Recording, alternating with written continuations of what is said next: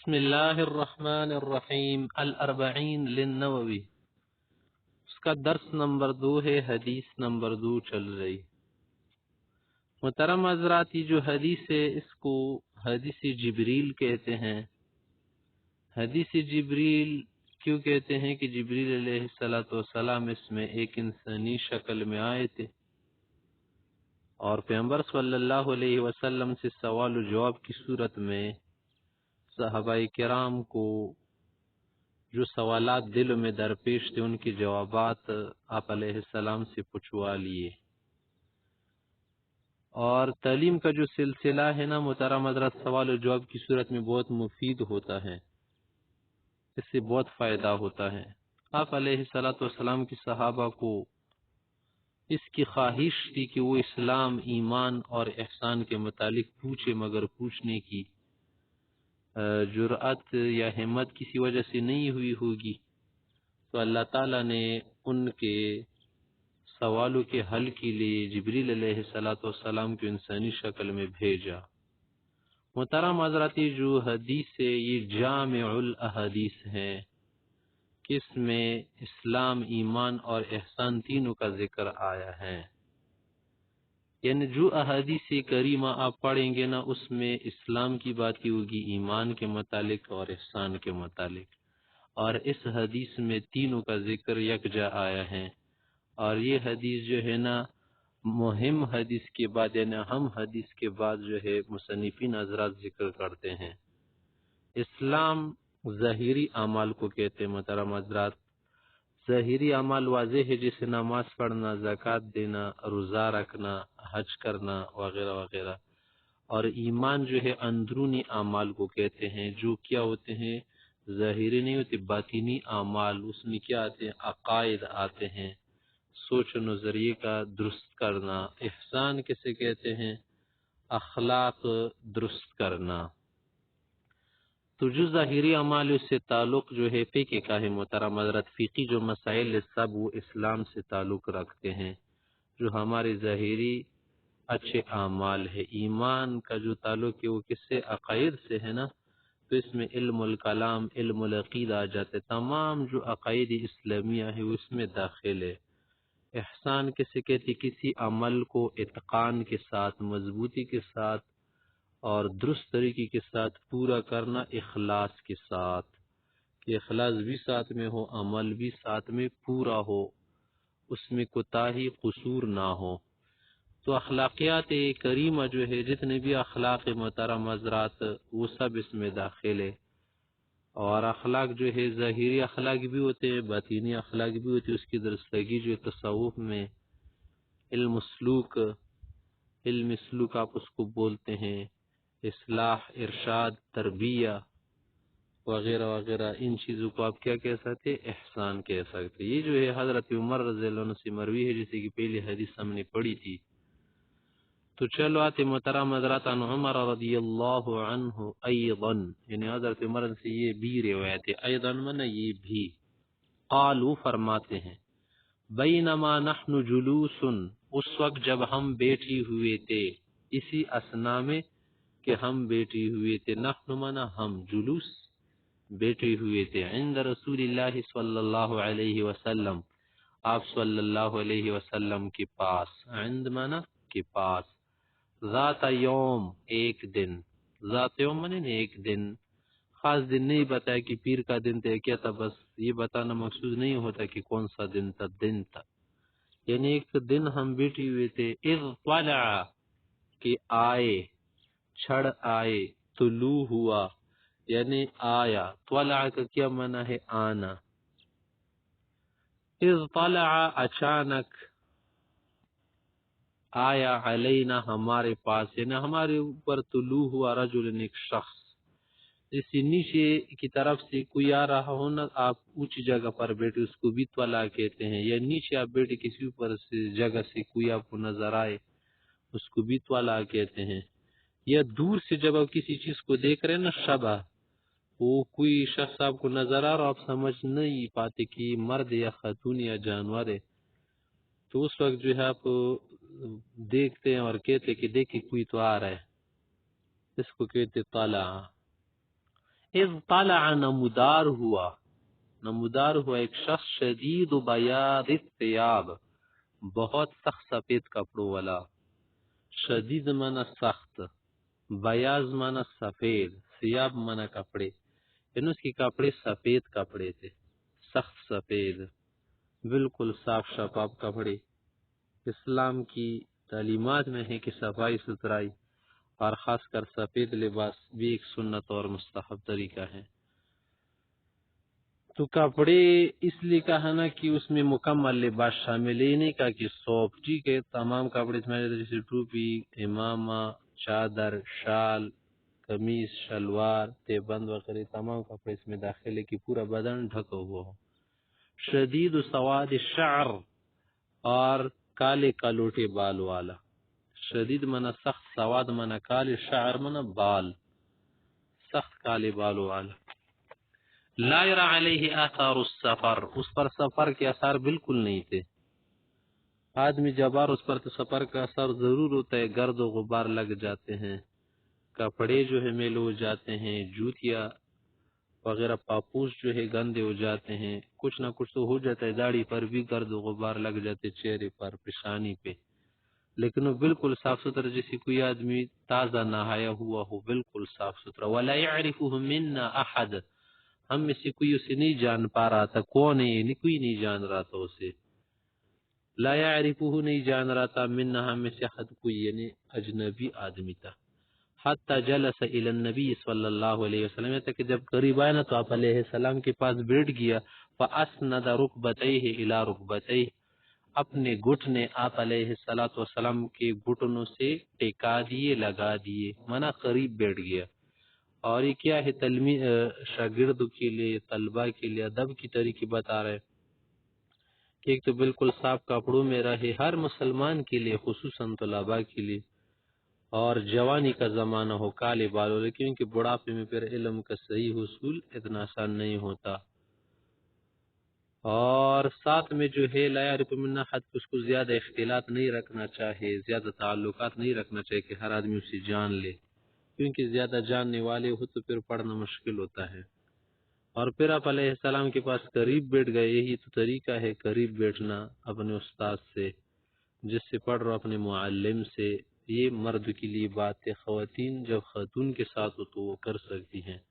ووضع کفیہ علی فخذیہ، اور اپنی ہتھیلیاں یعنی ہاتھ آپ علیہ السلام کی رانوں پر، ان گھٹنوں پر رکھ دیے.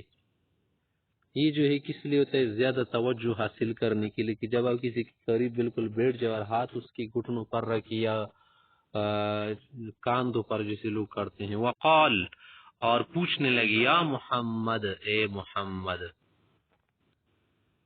محمد کا کیا معنی، جس کی صفت کی گئی ہو. ٹھیک ہے نا، تو ایک صفت ہے، نام کے اعتبار سے بھی شاید اس نے کہا ہو، یا صفت کے اعتبار سے کہ اچھے انسان. اخبرنی عن الاسلام، اسلام کے متعلق مجھے خبر دیجیے، اس اسلام کی وضاحت کیجیے، تعریف کیجیے، بتائیے. فقال رسول اللہ صلی اللہ علیہ وسلم، تو آپ صلی اللہ علیہ وسلم نے فرمایا، الاسلام، و اسلام یہ ہے. اسلام کے دروازے سے انسان کب داخل ہو جاتے ہیں، ان تشہدا، آپ اس بات کی گواہی دے دل سے اور زبان سے کہہ رہے، ان لا الہ الا اللہ، کہ معبود برحق نہیں ہے سوائے اللہ کی، کوئی اور نہیں ہے. وَأَنَّ مُحَمَّدًا، اور محمد صلی اللہ علیہ وسلم، رسول اللہ، وہ اللہ کے بھیجے ہوئے ہیں، پیغمبر ہے. ایک بات، اس سے تو آدمی مسلمان ہو جاتا ہے، یہ پہلا رکن ہے اسلام کا. دوسرا رکن کیا ہے، وَتُقِيمَ الصَّلَاةَ، اور نماز کو اکمل طریقے کے ساتھ قائم کرتے رہنا، کہ آپ اس کو قائم کرتے رہے، بالکل پورا کوئی بھی طریقہ کام نہ ہو، پوری طرح سے. وَتُؤْتِي الزَّكَاةَ، اور زکوٰۃ دیا کرے، جب بھی فرض ہو دیا کرے. وَتَصُومَ رمضان، اور رمضان کے روزے رکھتے رہنا، یعنی رکھے.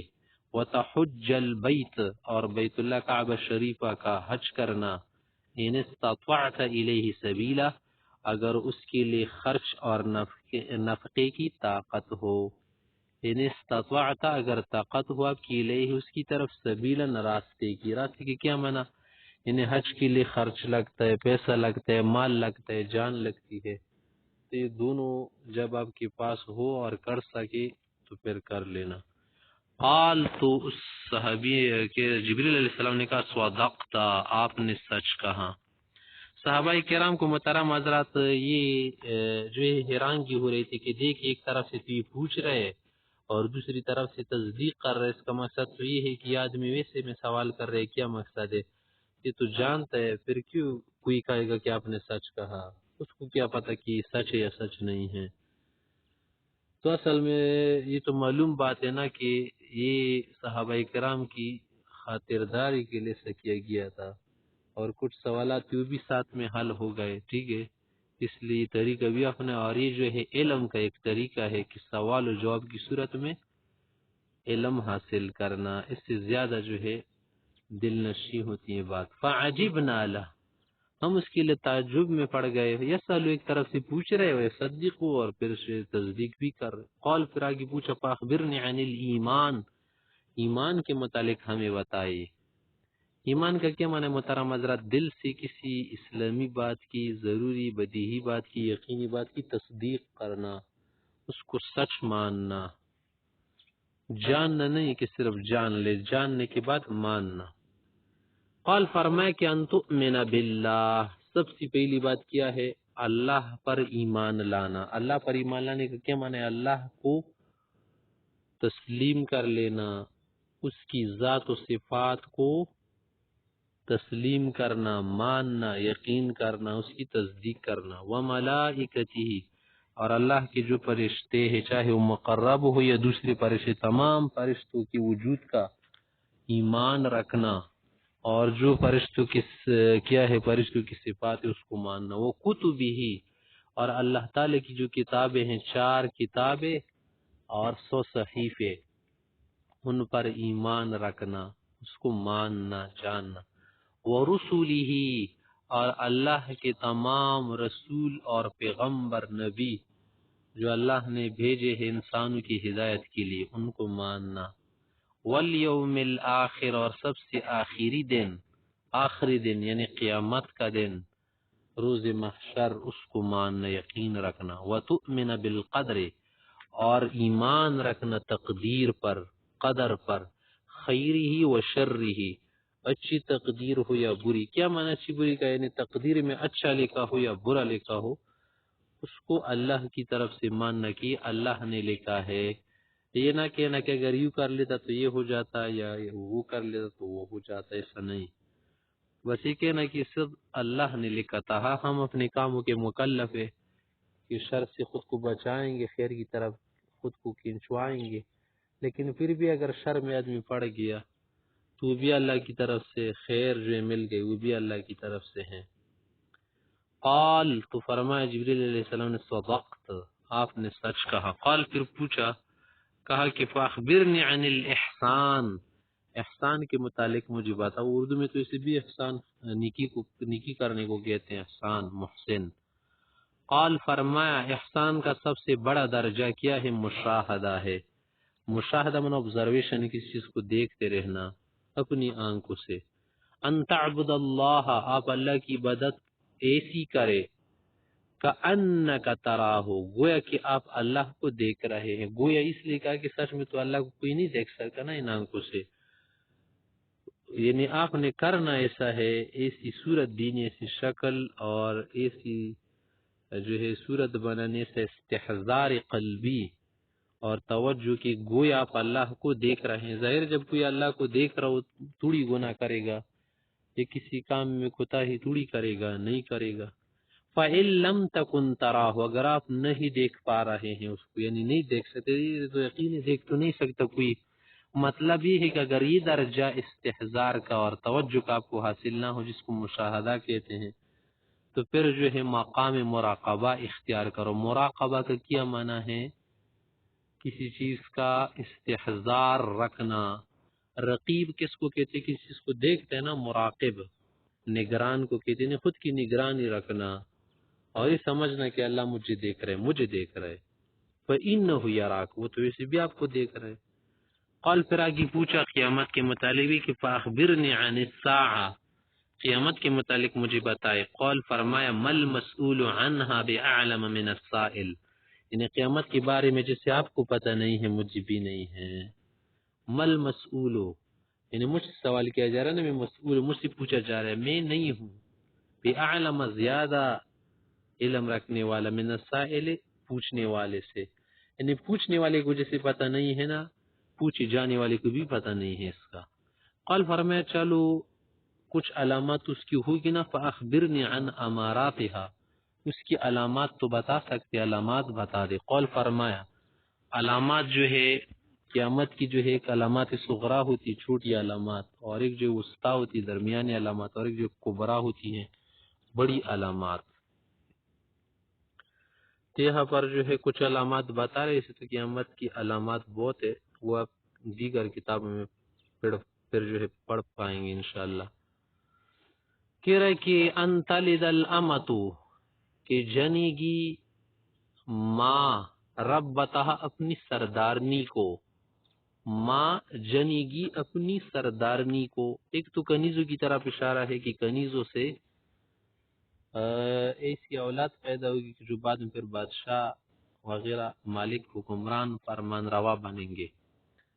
دوسرا مطلب اس کا یہ ہے کہ انتلدہ، کہ پیدا ہوں گے الامتو ماں سے، ربتہا اپنے سردار، مانا سردار نہ بھی ہونا تو خود کو سردار بنیں گے، نہیں اولاد جو ہے نفرمان ہوگی اپنی ماں کی. انتلدہ جنی گی اللہ کے حکم سے، الامتو کنیز یا ماں، ربتہا اپنے حاکموں کو. کیا مانا؟ کیا اولاد جو خود کو حاکم سمجھیں گے اور والدین کو محکوم.